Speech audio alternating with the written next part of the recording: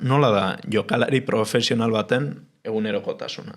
Arron simplea du. Aurre denboraldian, entrenatu, goizta txalde, egurra, hori jaute terdio. Gero denboraldin, segun ze taldetan jagon. Claro, nik beti agonak Europan, horrek erran edik bi partido hastian, gehien bat. Horrek erran edik bidaia, partido bidaia, hola. Orduan, claro, entrenatzeko denbora unitz ere ez duk. Normalin, ni agonoken talde gehienetan, itxentzena da goiztan entrenamendua, orain, karo, adinan gotxi, joan barra izlenago berotzera, eta bla, bideoa eta entrenamendua. Bideo prestatzeko urrengo partido, taktika prestatzeko eta hori.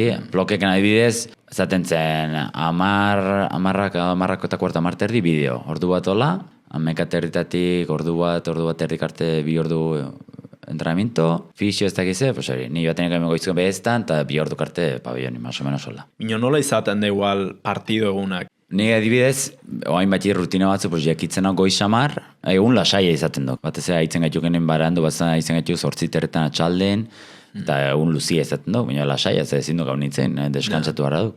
Nik normalin goizien ikintziz estiramentu rutina batzu, pixkot aktibazio bat hola, kafe bat hartu, norbatik gelditu, eta siesta, beti jaten dit berdintxua, entzingo gabin eta egunin, eta jazta ez duk jauz berezirik.